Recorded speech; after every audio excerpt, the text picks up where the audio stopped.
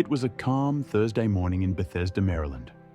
Officer Frank Anderson was on patrol, absently listening to the chatter on his police radio. After 15 years on the force, his badge had begun to feel more like a burden than an honor. He had developed a reputation in the precinct for quick, often unfair judgments, a habit he refused to see as problematic. Suddenly, a sleek black SUV zipped past his cruiser. Without hesitation, Frank switched on his siren and pulled the vehicle over. He approached the driver's side, his face unreadable, but his posture tense. The driver, a black man in his mid-40s, rolled down his window and offered a polite, "Good morning, officer." Frank did not bother with small talk. "License and registration," he demanded. His gaze flicked inside the SUV, but lingered only on the driver's seat. The driver, named George, was a professional chauffeur with over a decade of experience. "Do you know why I pulled you over?" Frank asked curtly. "No, officer," George replied calmly. "You were speeding," Frank stated. "I don't believe I was," George answered politely. This remark instantly set Frank on edge. Leaning closer, he snapped, "Are you arguing with me?" "No, sir," George said evenly. "I've been keeping to the limit." Frank narrowed his eyes. "Step out of the car." George complied without protest, stepping onto the shoulder of the road.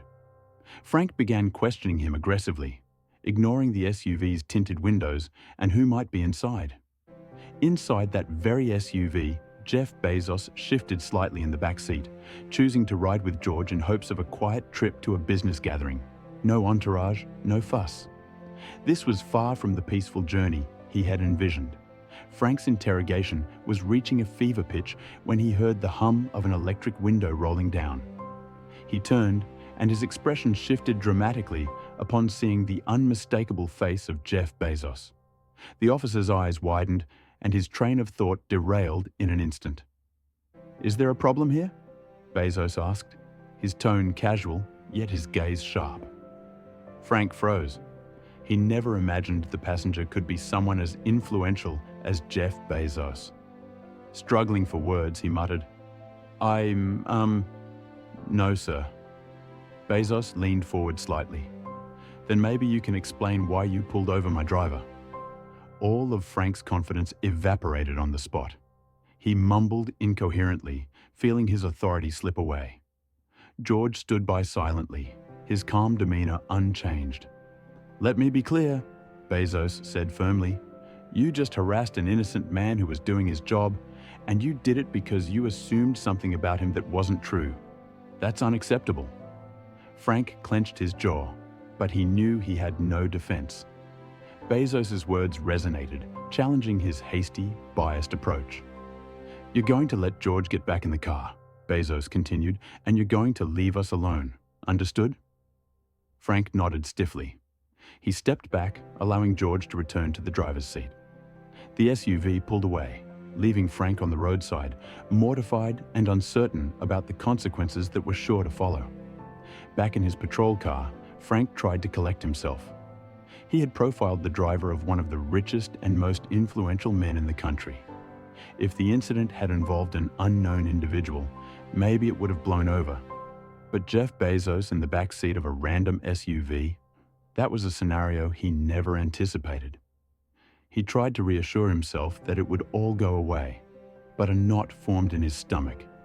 Nothing good could come from this. By the time Frank arrived at the precinct, the story was already circulating among his fellow officers. A few avoided his eyes as he walked in, while others exchanged pointed glances.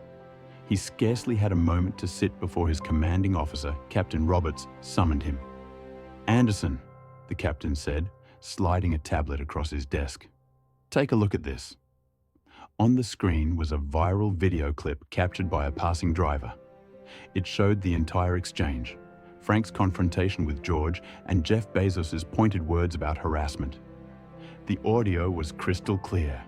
Frank's stomach churned as he watched himself lose his temper. "You've caused a national uproar," Roberts growled. "It's all over social media and the department is getting hammered. Turn in your badge and gun. You're suspended indefinitely." Meanwhile, at his private estate, Jeff Bezos was on a call with the local police commissioner, his tone cool but resolute. "This isn't about my status," Bezos explained. "It's about a principle. That officer singled out my driver purely on assumptions. I can't ignore that." The commissioner tried to placate him with promises of an internal review, but Bezos was already prepared.